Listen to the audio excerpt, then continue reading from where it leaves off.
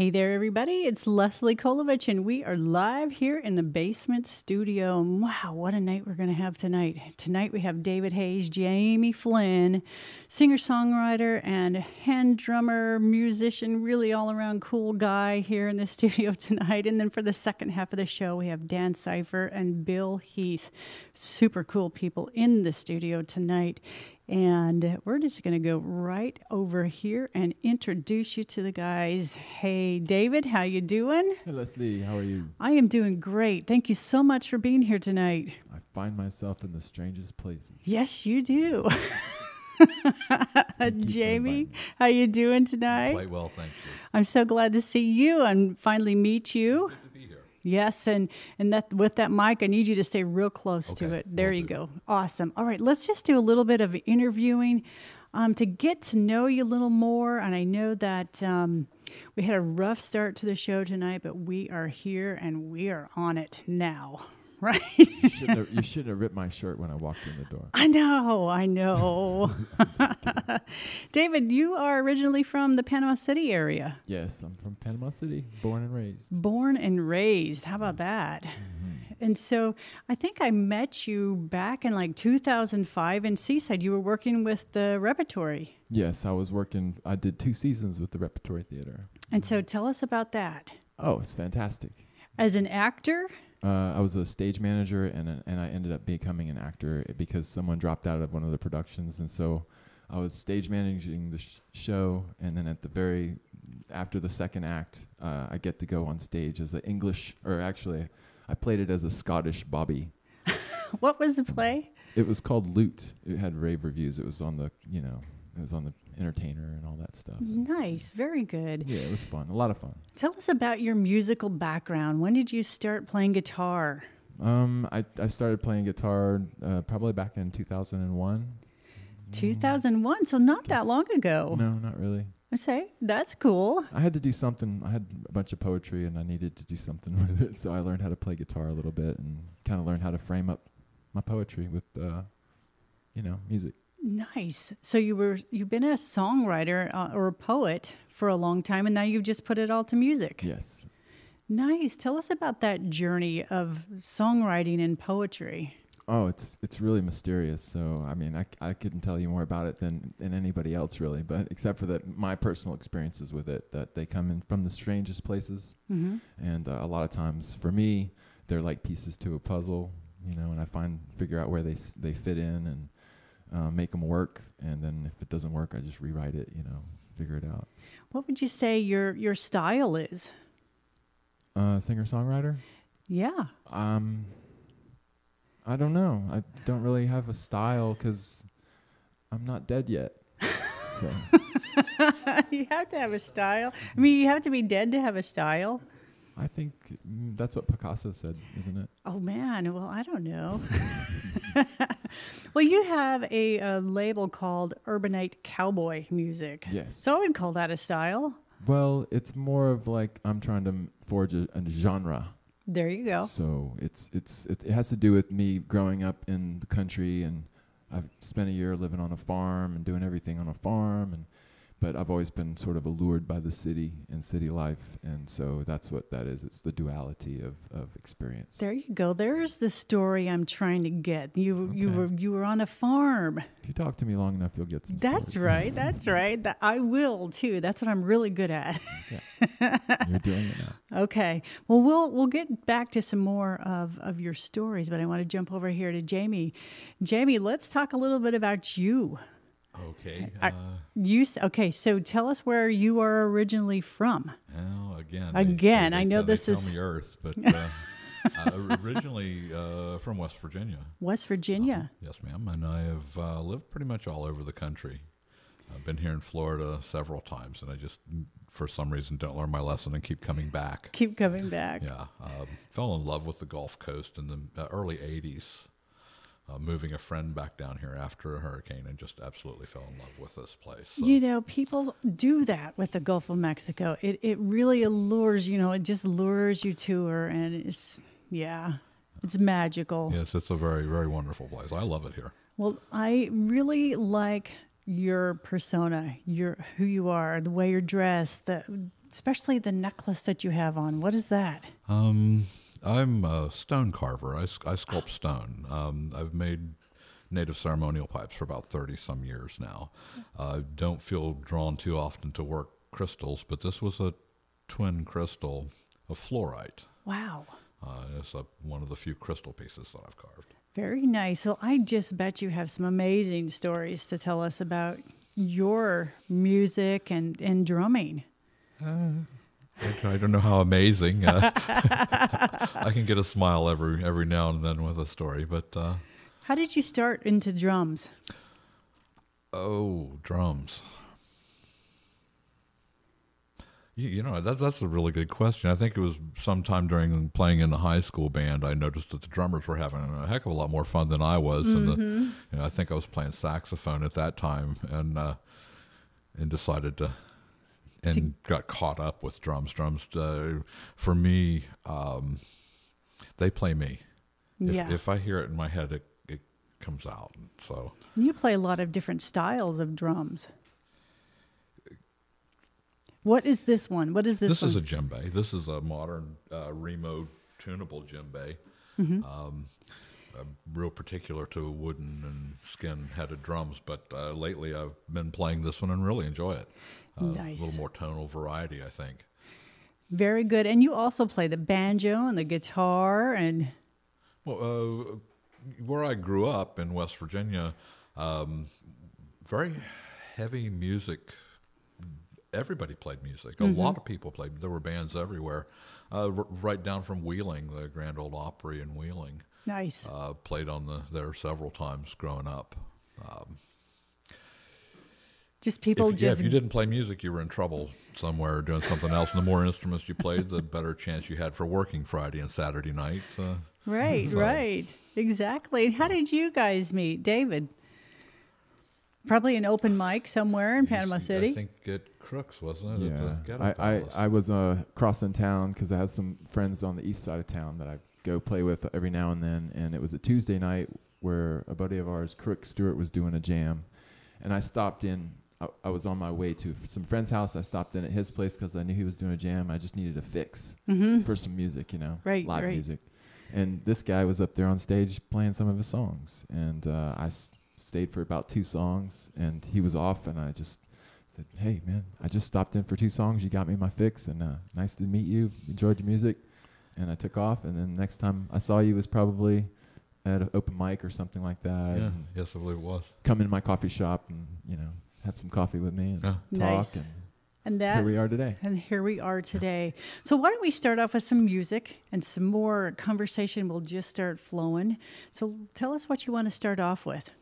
Wow, you're talking about hurricanes and stuff. So maybe I will go to a song that I wrote when I first came back to town here from California. I was out there for a little while, and I'd noticed after about 6 years I was away, and I was almost not familiar with the area anymore, and so the whole coast had been just hit by a number of hurricanes that season, about 7 of them, and so everybody was kind of walking around with very low countenance, and just seemed very fatigued and such, and so this song was my observations about that time coming back to town.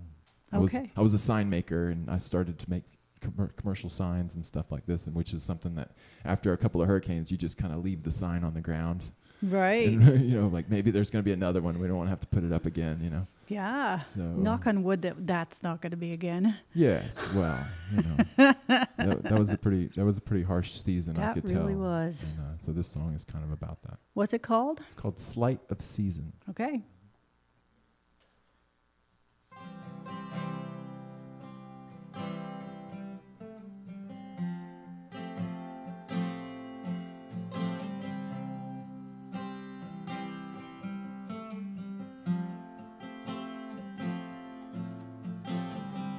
Looking out my window, I see the limousines painted long and black. I smell the gasoline, a storm on the horizon. She's spinning like a carousel. Once she approaches, hear the ring of a bell.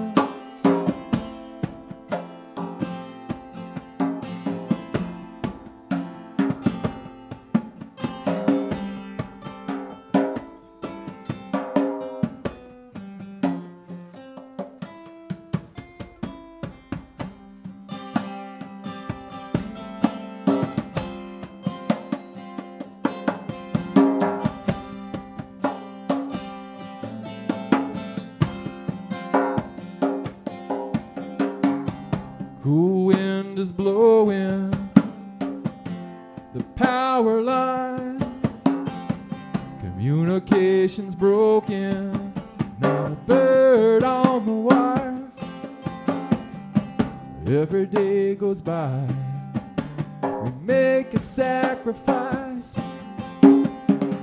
People still find reason in a roll of the dice.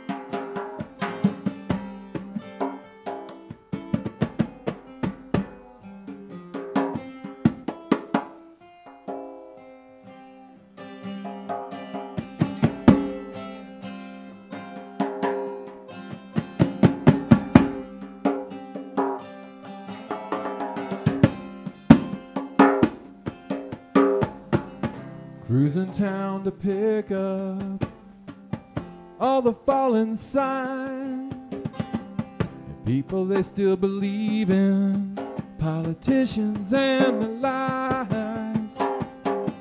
Every day goes by, we make a sacrifice. It's a sleight of season, and things are just sublime.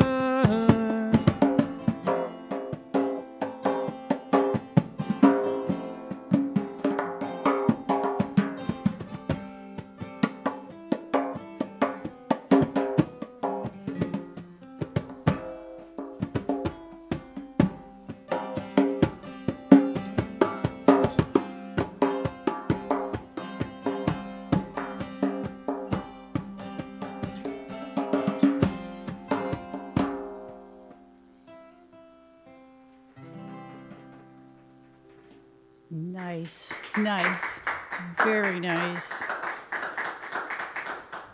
That is beautiful. That is a really cool song. I like that very much. You guys really do sound great together. We just met. You just met. And we remember half a dozen tunes yesterday. Yeah, nice. Very cool. That's what He's easy to work with. That's what good musicians are like. You know, you can just pick up and play together and make some great stuff happen. David, so you own a coffee shop in Panama City called Caffeines. Caffeines, yes. Yes, nice, nice. I love coffee, you know. Do you have songs about coffee? I did. I wrote a song about coffee on Beck Avenue, but it was one of those things at like 3 o'clock in the morning, and I don't remember exactly how it went or anything like that. But I was feeling it. Yeah, that's cool. It birthed what I call Beck Ave style. Yeah. So it's like hanging out on Beck Avenue and singing. There you go. The Panama City area has really grown in the arts and music. You know, I'm just so excited to see what's happening over there in all of the arts. And you're very much a part of that. You said you've been performing, you know, since, what'd you say, 2005, since a hurricane? Or well, I came back here and I was in the theater in San Diego and working in films and television and playing music in folk bands and stuff, and doing just a whole bunch of stuff. And so I came back here, and I've worked in every theater, venue, and fringe venue you can imagine. So yeah, just a lot of playing music and figuring out what it is. You know. Nice. And helping to build a foundation for the arts in Panama City is really Yep, it's a good thing. It's a really good thing, and it's cool to see the downtown kind of reviving and coming around. Yes.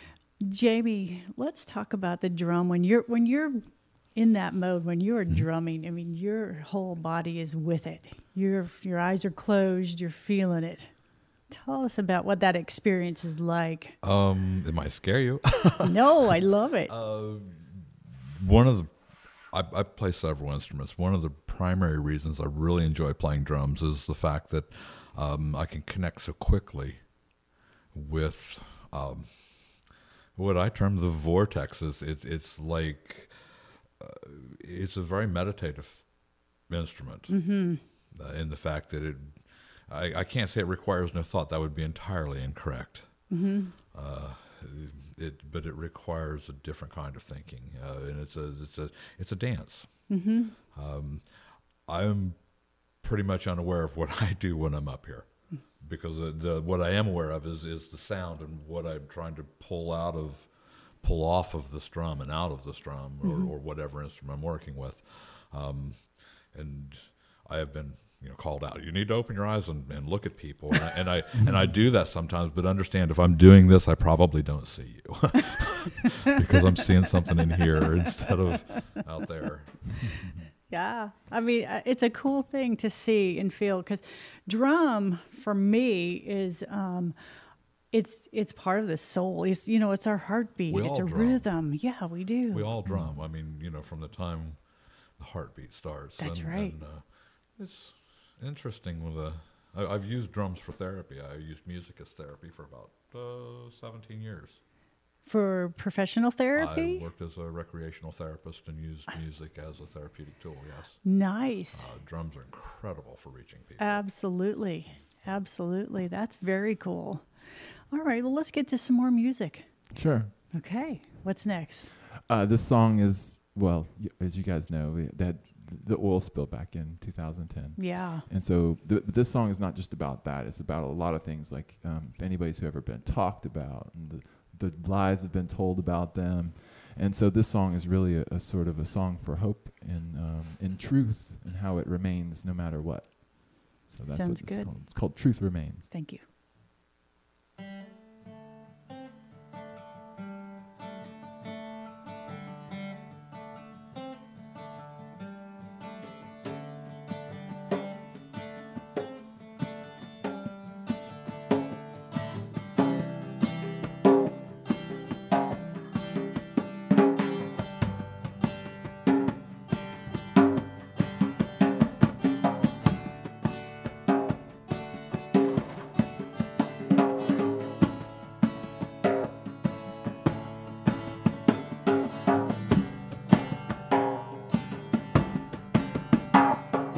Whoa, in these turbulent days, the tides, they can change. I sing my worries away, lost in a daze. Whoa, the truth remains in times of change. Oh, in times of change, the truth remains the same.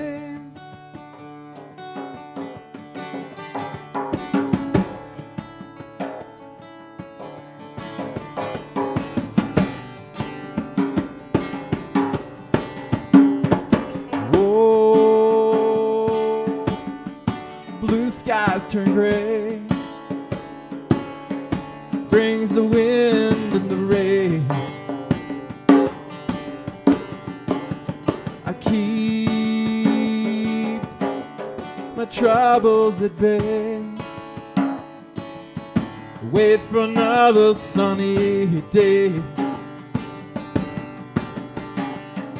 Whoa, the truth remains in times of change.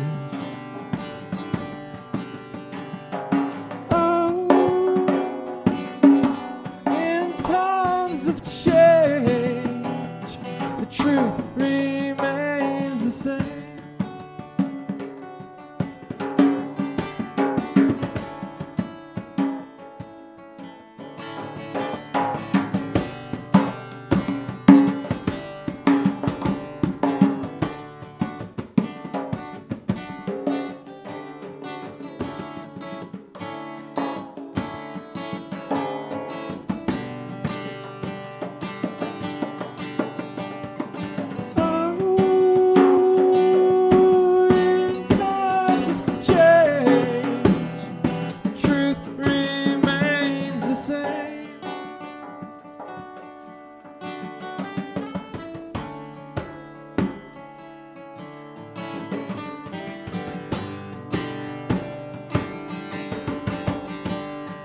Whoa, memories can fade each passing day. An everlasting light does not divide. It's just a matter of time. We all walk the line between wrong and right. You know the truth's on your side. Whoa, the truth remains in times of change.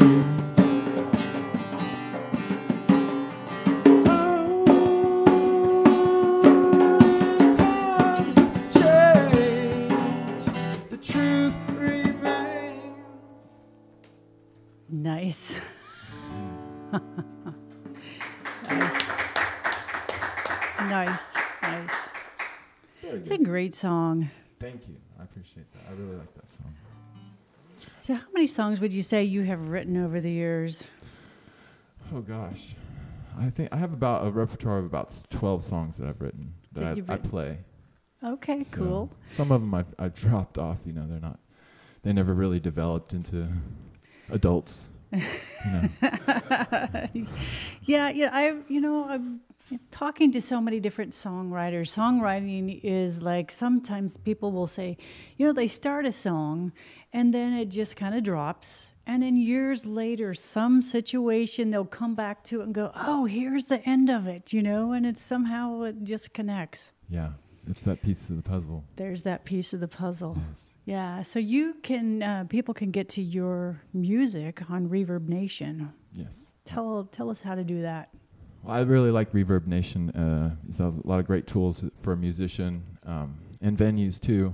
So it's Reverb Nation /Urbanite Cowboy music. Urban Night Cowboy. How did you come up with this name? It's sort of, it's a... Well, if you look it up in the Urban Dictionary. In the Urban Dictionary? It's, it has a sort of a, like metrosexual, it has that sort of connotation to it. Mm-hmm. But I just throw that out the window because it doesn't mean nothing to me. So it's gotcha. To me, it's like, walking with cowboy boots in New York City kind of thing. Yeah. Or a cowboy hat in a club full of electronic dance music or something like that.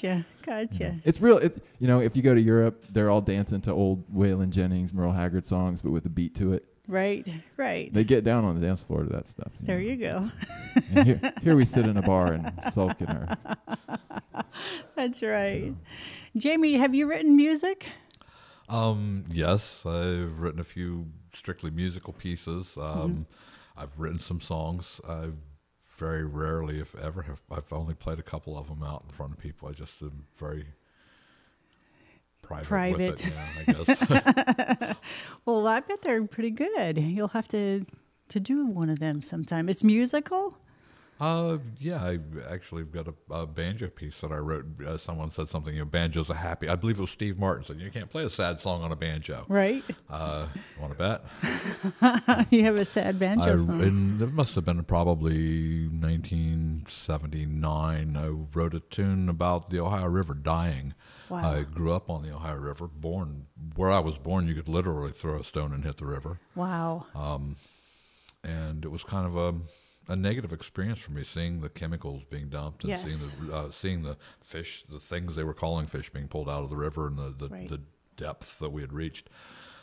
And I wrote a piece about that, and it's not a happy piece. No.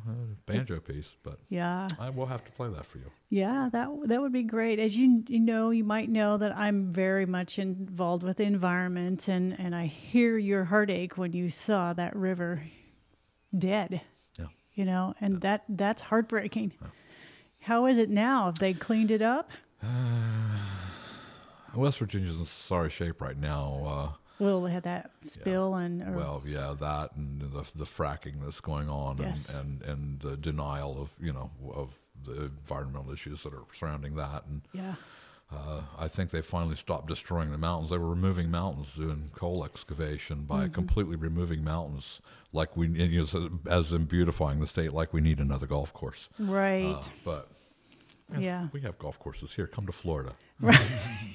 Leave the mountains alone. That's all right. Leave the mountains alone. All right. Well, let's do some more music and tell us what you got up your sleeve now. Well, I have a song in front of me called Venus and the Moonlight. Venus and the Moonlight. Yes. Sounds good. Yes. It was written sort of in that hour when the dawn is coming and the moon was still in the sky, and there's Venus there too. And so it's this sort of a moment, but it reflects a person's entire life. Nice. Okay. But I think I need to tune up my guitar. I just put new strings on it. Oh, okay. Go right ahead. Okay. I'm so sorry. I've been tuning. It's okay. I just don't want to sound out of tune. Yes. We totally get that. Commercial break right here. We did. And this is where we say, and this spot is brought to you by The Edge Weekly Guide. The Edge Weekly Guide. See how I got that in there? City's entertainment online source. Or Caffeine's. Or Caffeine's Coffee Place on Beck Avenue. Sorry. No worries. This is a live music show. Take my chances when I get them, Advertising is not cheap. No, it is not. Okay. All right, here we go.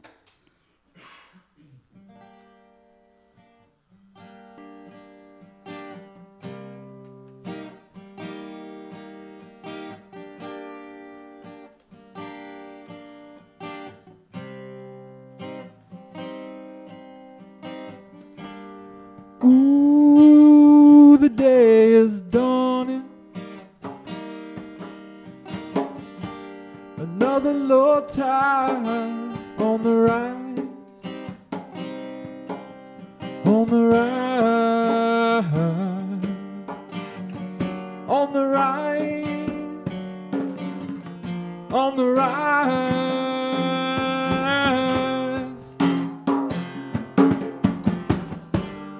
Ooh, early morning,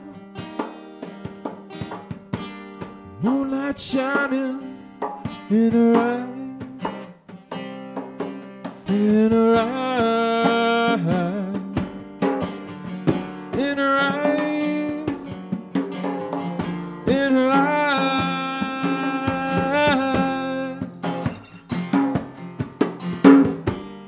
Ooh, there's no warning. She will take you by surprise, yeah, by surprise, by surprise, by surprise.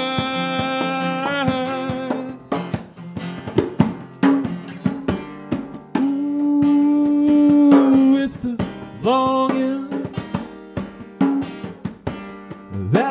set your spirit right. So set it right. Set it right. Set it right.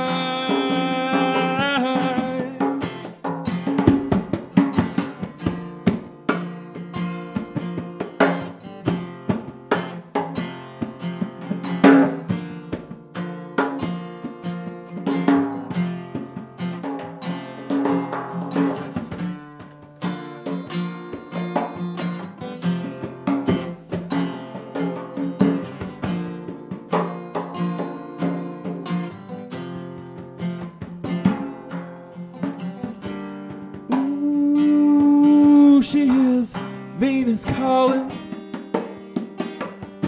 the silver shining in the light, in the light, in the light, in the light.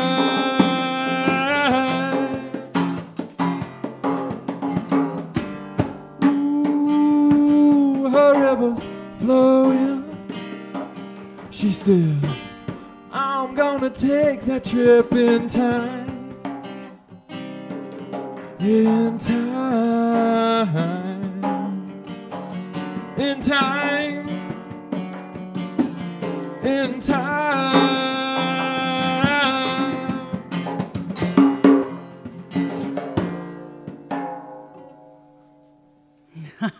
Nice. That was great. I could feel that one too. Thank you. Yes, absolutely. Well, songwriting is such a gift too, and I think it is something that is therapeutic too, to be able to write poetry and then to be able to put poetry to music is a super gift. Yeah. In my opinion.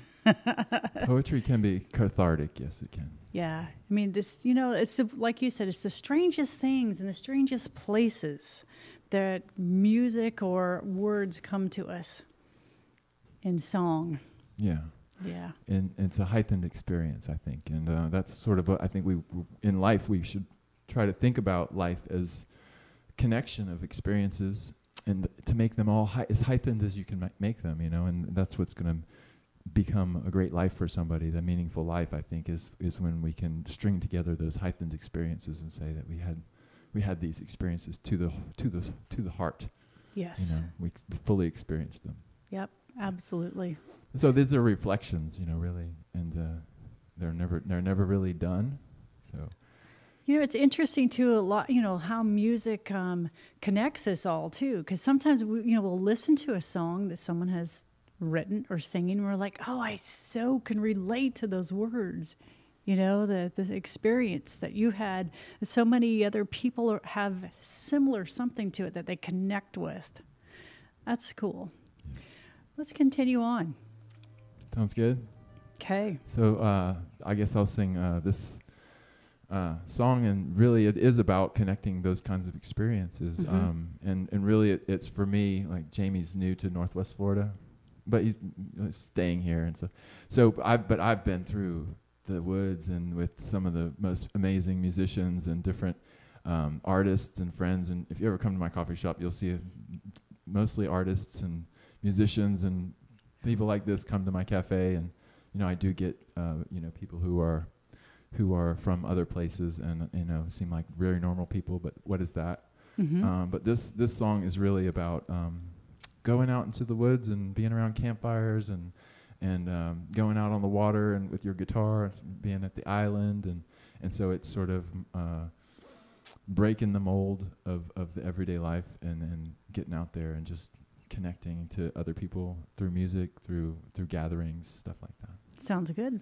And so it is, I have to explain, not a rock and roll song, but is a prelude to a rock and roll song. So if you were sitting around the campfire, you might play this song before you play a rock and roll song. Okay. Gotcha. I remember working on this one. I don't remember what I did, but Yes. I remember we talked about it being a transitional tune, I think. Exactly. Yeah, Yes. okay. I kept having that in my mind when I was playing it. Yeah. Yeah, it's kind of like a little almost a country or not Led Zeppelin, but like Leonard Skinner-y kind of like Every Mother's Son sort of feel. Throw it out there, see what we can do with it. All right, it's got a little intro. It goes.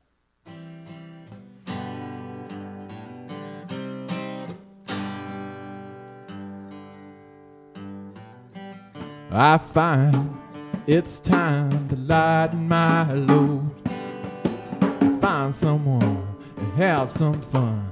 Head on down the coast. This working all the time has got me in a bind. My body and soul aim to do it right. Kick off the night, play some rock and roll. Rock and roll, it's good for the soul. Rock and roll, it's good for the soul. There comes a time in every man's life when he's got to let it go. All the things he's done, life can put you on the run. You got to break the mold. We're gonna do it right. You sing out through the night on the Gulf of Mexico. Round the campfire light, the spirit's just right for playing rock and roll. Rock and roll, it's good for the soul.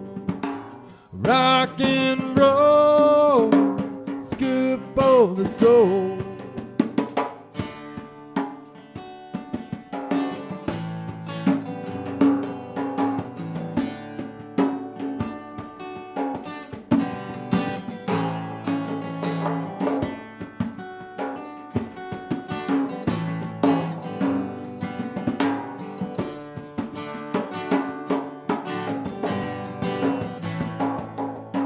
Rock and roll, it's good for the soul.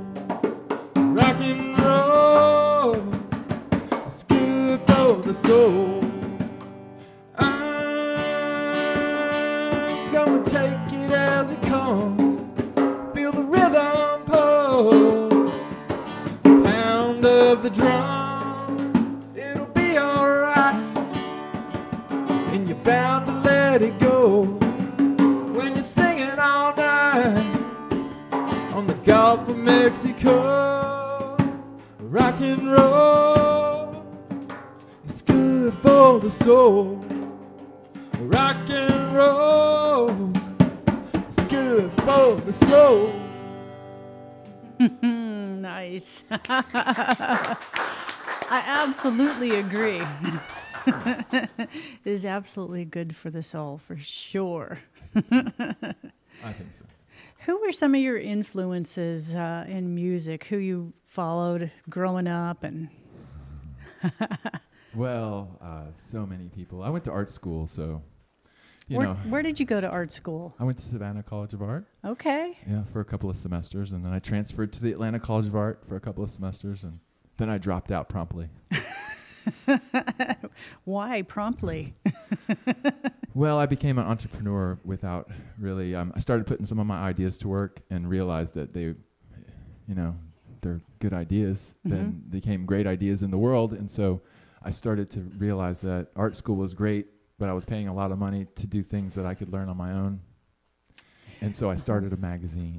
Ah, magazine. Yes, a skateboarding magazine up in Atlanta, Georgia, when I was 20 years old. I started it when I was 19. By the time I was 21, it was distributed in every single state in the country. Wow. And then 5 different countries.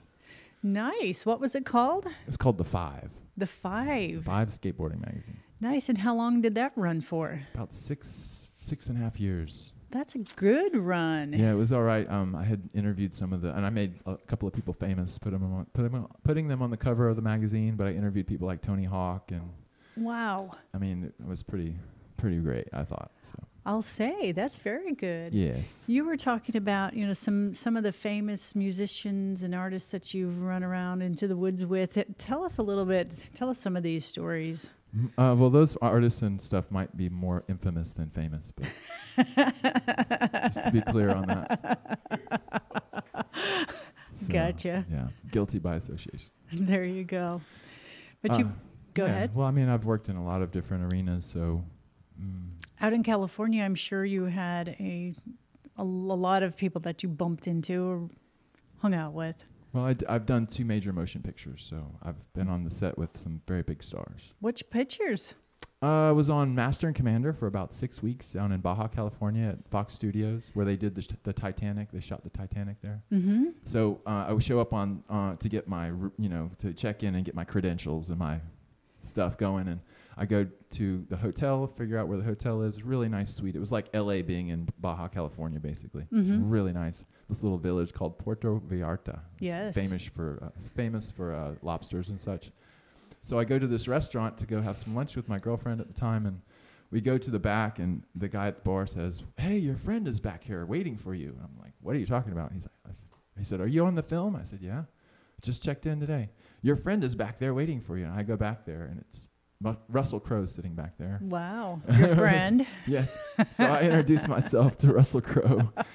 Tell him, "Yeah, I'm working on the film." He's like, "Oh, okay." Okay. So, but after that, we went back to this place again and again and again, and Russell Crowe was there again and again and again, and got to know each other as friends, and became just every night, we'd go there and drink PBRs until almost dawn. Wow. And we'd be stacking them up in the middle of the table, talking over each other, Yeah.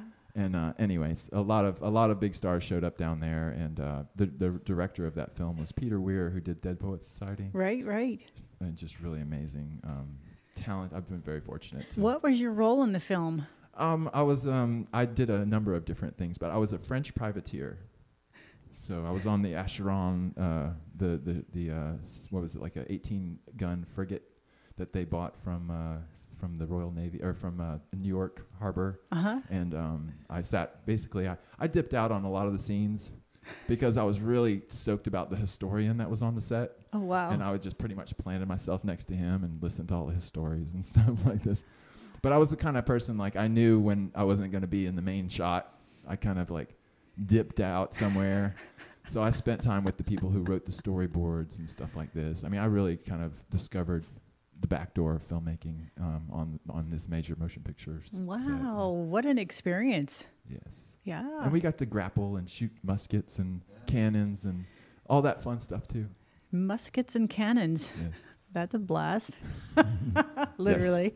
Yes, it is. Yeah. All right, let's do some more music. Very good. So I guess I'll do this one. It's one that was a song. I started getting really into writing these songs, and a friend of mine who is an influence of me, multi-instrumentalist, and I've worked with him for a number of years, but he gave me this assignment and to write a song that connected 4 different characters and tied it all together with a chorus. And so I didn't really know what to do. I'm like kind of a procrastinator on that kind of stuff. So, but one night at the end of a gig, a long night, I'd been playing for 4 hours, and I just got to the end of the night, and I just didn't know what to do. So I just started playing, and this song came out all right here on the spot. Came out, and I actually didn't really realize what had happened, and so I went back the next day or 2 days later or something and wrote it all out. Nice. And so that's what this song is. It's called, it's a tentative title called Eternal Flame. What key is this one in? Mm-hmm.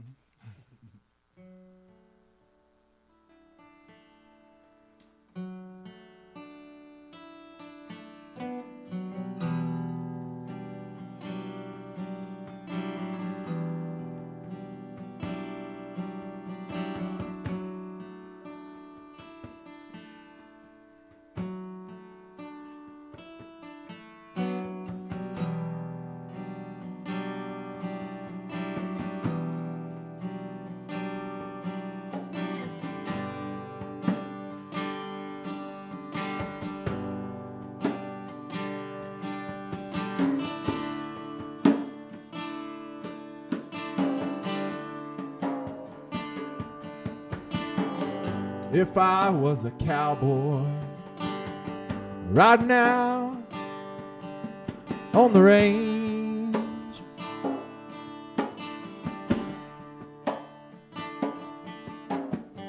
I'd seek no fame or fortune, just this land I plan to claim.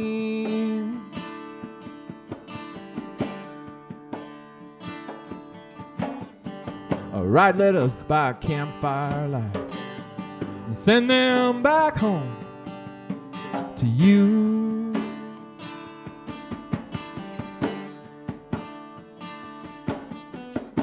From stagecoach to the station, I know you'll see my point of view.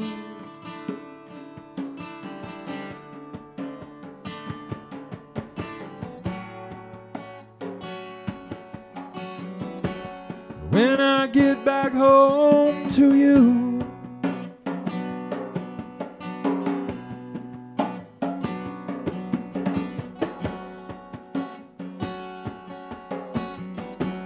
when I get back home to you, you know my love is true.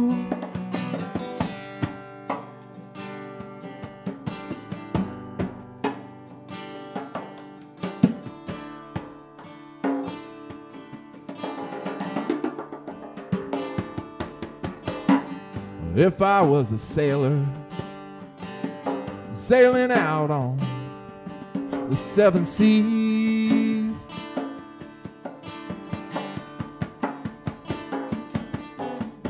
I'd seek out the starlight at night, and by day take what I please.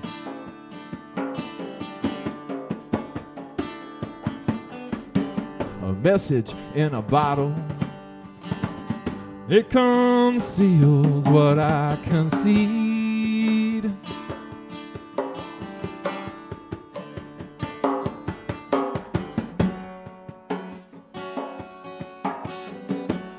When I get back home to you,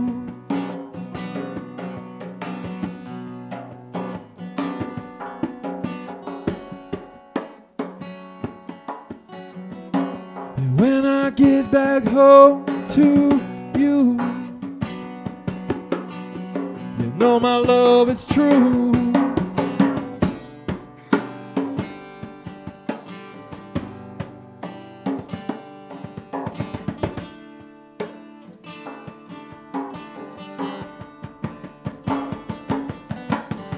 If I was a soldier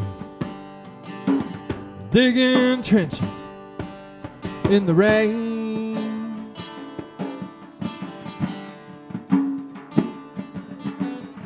I'd keep our famous pictures on a higher mental plane.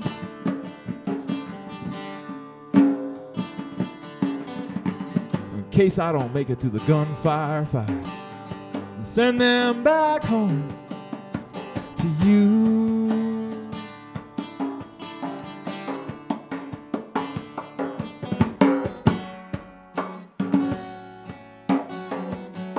When I get back home to you,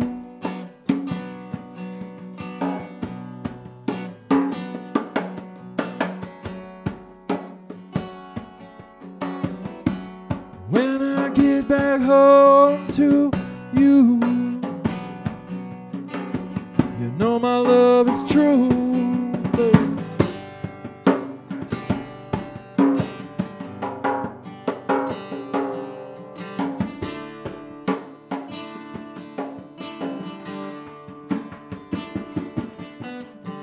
Now, if I was the world leader, I'd turn this whole thing upside down.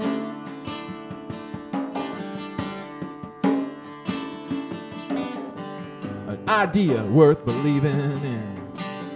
It's gonna make that atomic sound.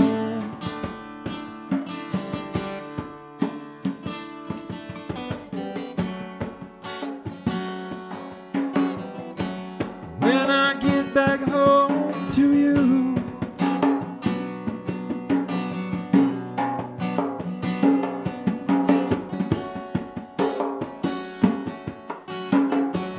when I get back home to you,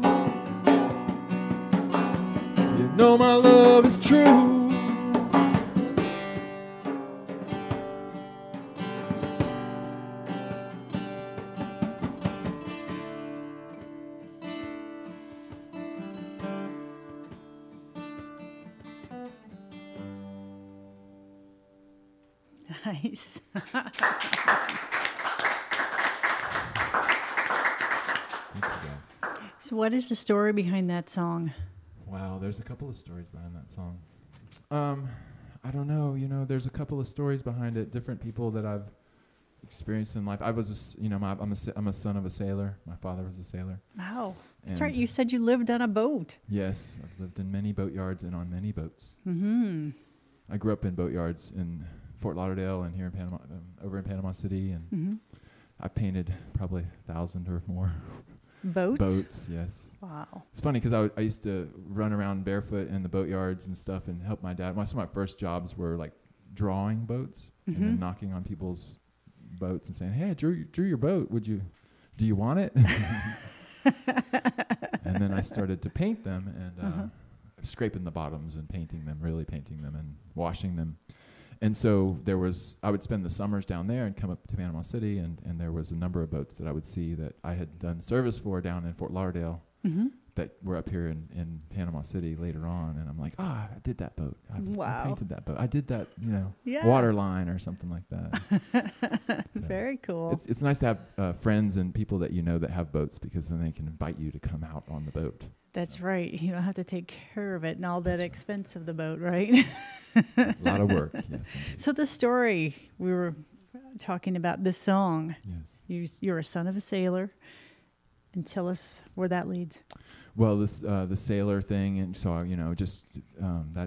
drew from those experiences, and the soldier thing. I always I've never really wanted to be a soldier. I've never really wanted to be in the military, but I have very close friends who have lost people in the military, and so that's that line about the soldier. I wrote that for someone as a tribute to someone, and her husband that she had lost, and so it was one of those things where basically tragedy happens, and it's this ideal thing, and all of a sudden tragedy happens, and it all becomes a shattered thing, and so you kind of you have to pick up the pieces and keep going, Right.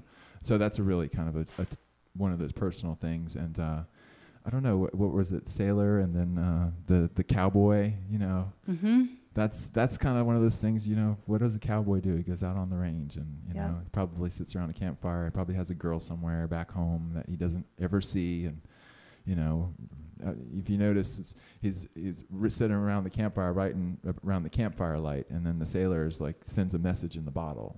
It's sort of this writing thing. It's always going back to this writing thing. So, but then the world leader, it's like, well, what does it mean to be a world leader? And if I was, what would I do? Right. And I'd probably flip it all upside down. I'd change it a lot of things. But, I'm not a world leader. I'm just a songwriter. So There you go. So I can write Songwriting is powerful, though. I think so. And singing, yes.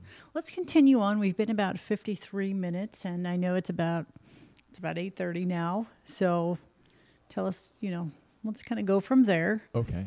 What does that mean? You have more songs to play? Yes. Okay. Well, do you want to try that one with the weird change? Why not? Okay. Why not? All these songs are different, and they all sound different when I play with different people. So, and me and Jamie were just kind of getting together doing this, and so hopefully we can do this. This is the one that's got a little strange changes on it, but I'll tell you what it's about. And it's really about this mistress in the night, and you think that you're going to save her, right? But she really thinks she's trying to save you. And that's really the hook of the song is that, but goes like, it's called Mystery Walker. Mystery Walker.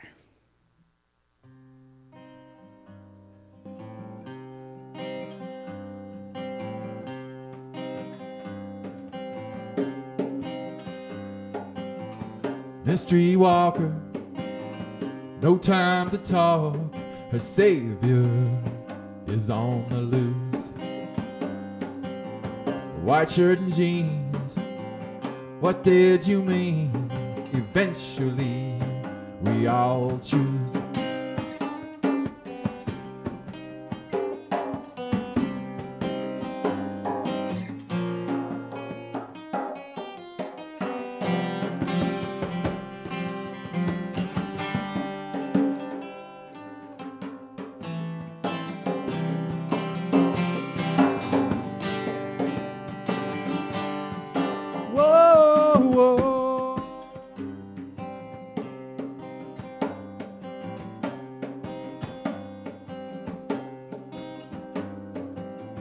walk in the garden, making your marks on what you thought was the truth. How can it be fresh on the scene and I ran into you?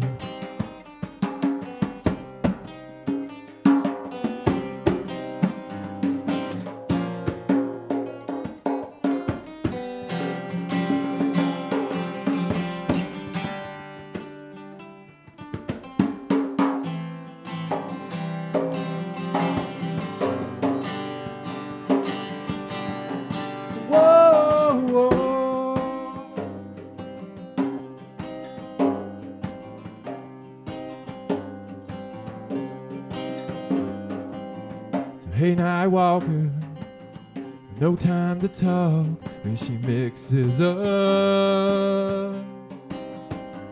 Yeah, she mixes up, save and seduce.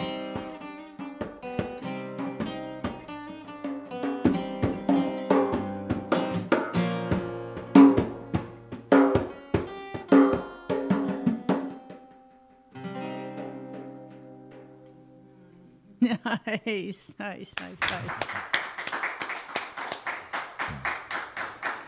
I liked how you worked out that change really nicely there. Thank you.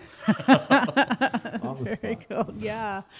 And with the drum, then that's an African drum, right? Yes, ma'am. That's Yes, right. Okay, so with the different places that you hit it creates different. Tell us a little bit. Djembe is a very expressive drum. I play several trap, sets, the whole 9 yards, but you can do practically anything you can do on a trap set on this, except obviously for the cymbals, and you can beatbox a little bit of that if you have to. It kind of throws people off. Where did that hi-hat come from? From there. Exactly. Nice. Nice. I notice how you are looking at him and you can just read what he's going to be doing with. He's easy to work with. Yeah. Yeah. Some musicians on stage, you get a look and you know where they're going. Mm-hmm. Others, you stand there and they're trying to talk to you and tell you what they're going. You have no clue what they're saying. Right. Right. But, yeah, he's easy. It is body language, isn't it?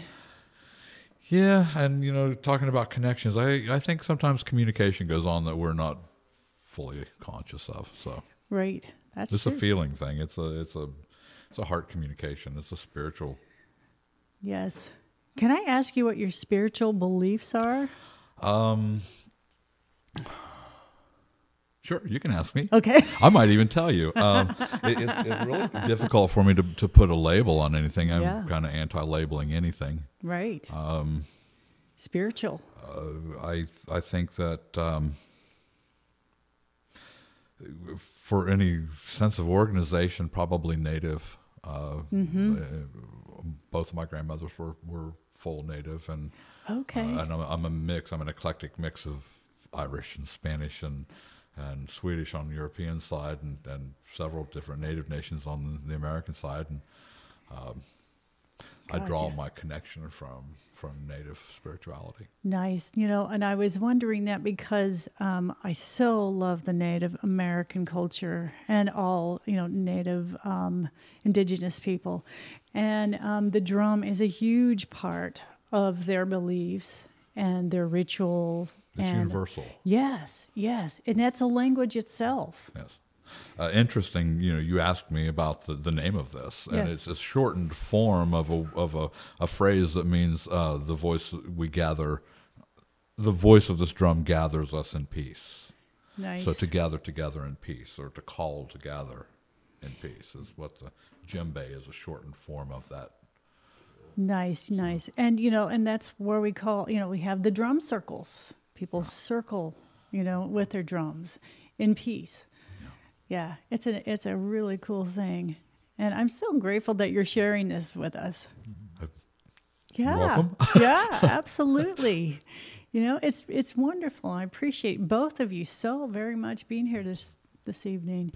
Let's do we have probably about 15 more minutes max, and then we'll just do a switch over. Okay. Sound good? Yes. Okay. So, Yeah. So this is. Should I go for another song? Yes. Okay. Well, this is just a song. I'm not used to explaining songs really, but I'm gonna do my Making you best. think. You know, they mean something to me, but then I don't want to make it mean something to somebody else. I'd like them to have the meaning for it. But this one is obviously about a woman is running around town. No, they do. So Running around town. yes. It's called Cool Cool Ride. Cool.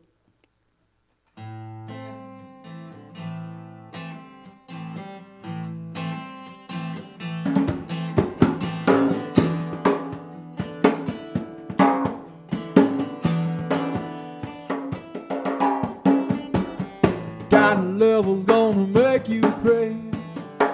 God level's gonna make you stay. It's a long road. It goes all the way around.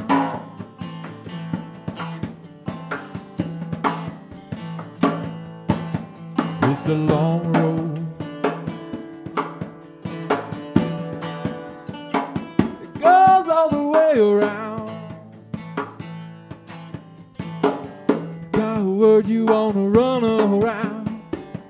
Got word you were the best in town, and it's a bad time to be caught out in the rain.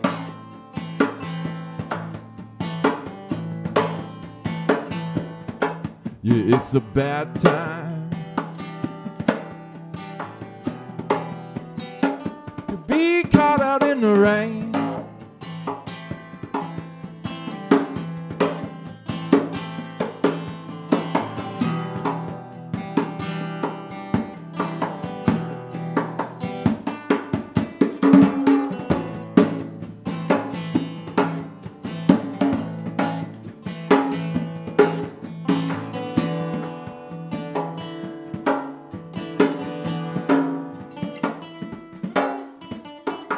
Now you're gonna be running around.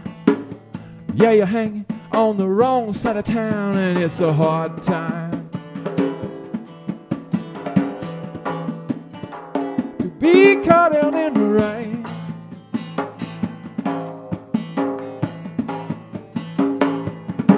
Yeah, it's a hard time to be caught out in the rain.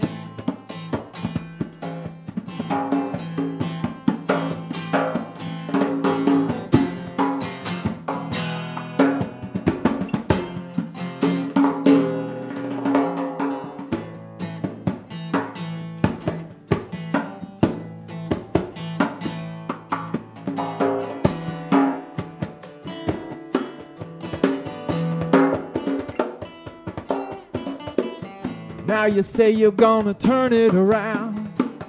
Yeah, you think you're gonna settle down, and it's a hard road that you're going down.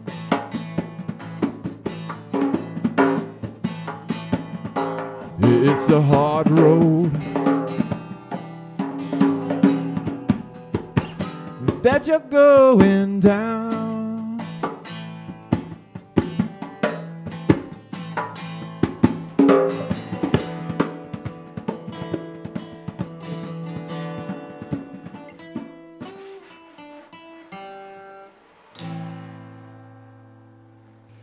Nice, nice, nice, nice.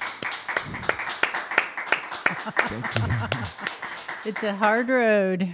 It is a hard road. Yeah. It's a hard road if you're gonna rock and roll. That's right.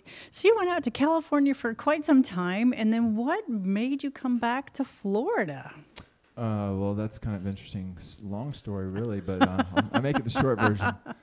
I was out there for like 6 years, and the World Trade Center and all this other stuff happened, and gosh, that was crazy because so many industries went under and things like this, and it was really scary for a while because people were losing jobs and businesses were going out like left and right, and anyway, before I knew it, I was 31, and the person I was with said, you know, you said before you turned 30 you're going to go to Europe, right? You said that. And I was like, okay. Where did that happen? And you're 31 now, so I was like, okay, yeah. So let's book a flight. So we went to Europe, and I actually went with the intent to be there as a working artist. And so as soon as I hit the ground, I was looking for work, and I was in London. We were staying in hostels and going to the theaters in Soho, and really trying to get into that scene. And went on to Paris and saw Paris for the first time, and I was there for a little while. And I had gotten invited to stay at the Shakespeare and Company bookstore on the Seine River. And wow. And I met the guy that started it, and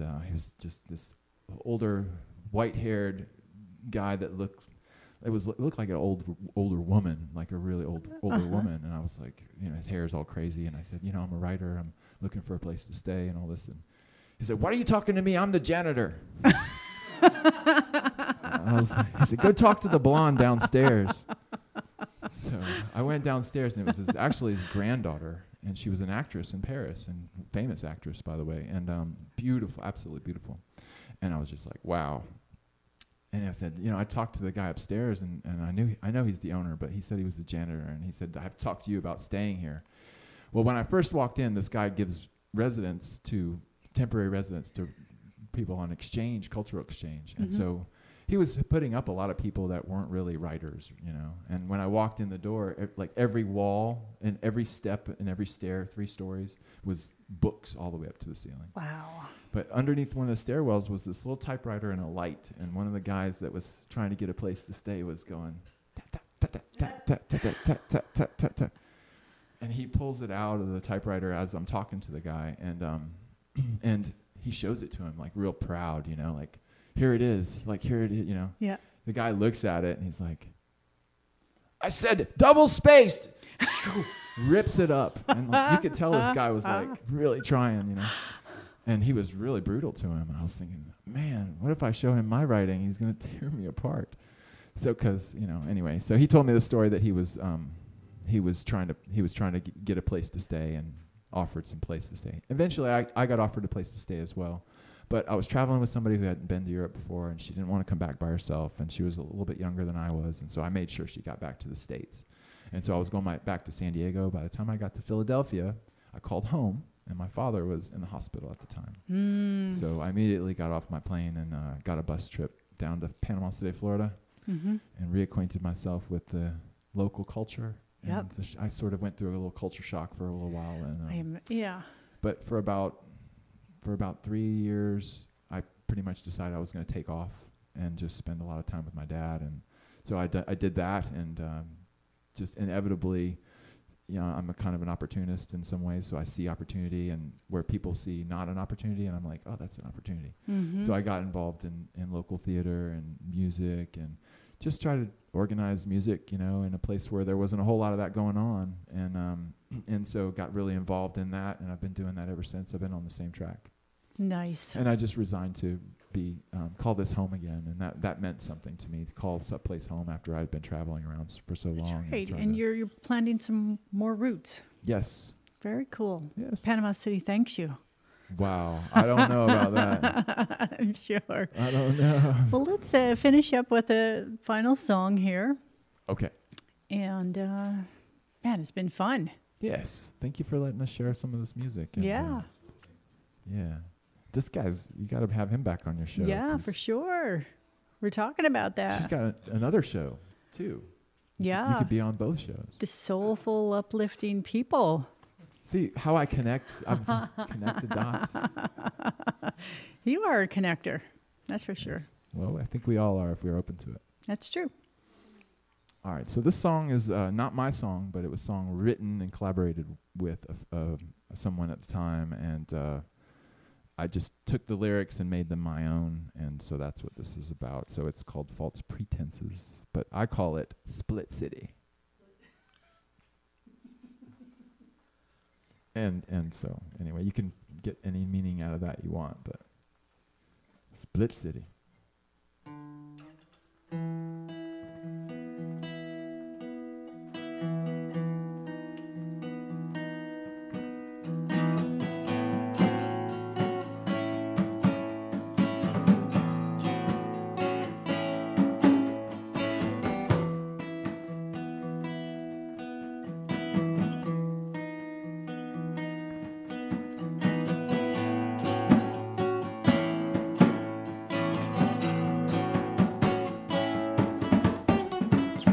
Would have been nice to know that I was a matter of cause. Would have been nice to know how much it all is gonna cost.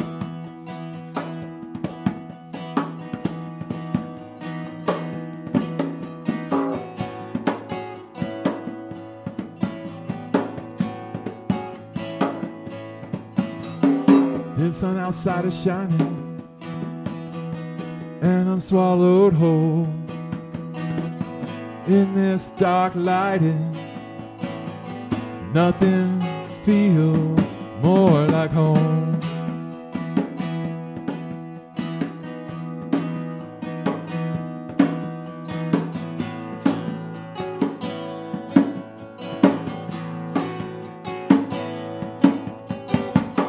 Did you ever gather? Did you ever call? Does it even matter how quickly I would fall?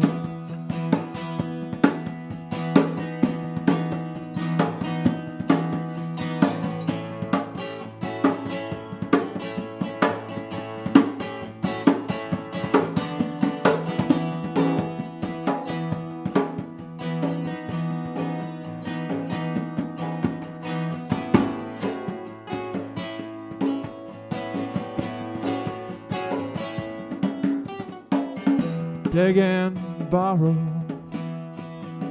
bleed me dry. Just don't waste another night letting time go by.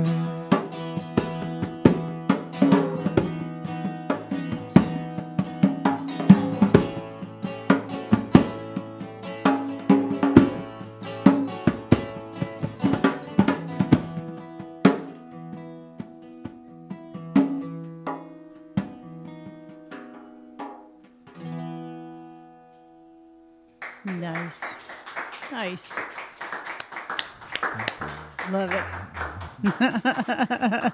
Lots of love here, right? Oh, yes.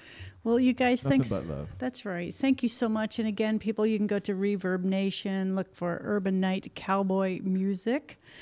And he's on there. Yes. David Hayes, Jamie Flynn. You are all over Panama City Beach, playing lots of different places. Tell us where people can find you again. Tonight I've got a solo gig at Backdoor Lounge. Newbies Backdoor Lounge down off of Thomas Drive. That's a place Actually, for this locals. is where Thomas Drive splits off from 98. Okay, yeah, and that's a real local place. I heard On you Back Beach, saying yeah, that. yeah, That's it's really- Spring Breakers can't find us. Yeah, love it there. It's really quite enjoyable.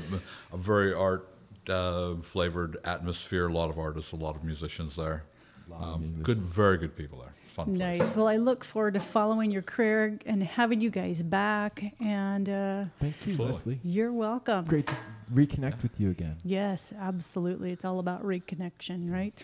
All right. Thank you. Okay, guys. Thank you so much for listening. I'm Leslie Kolovich, and we are live on Hound Dog Radio.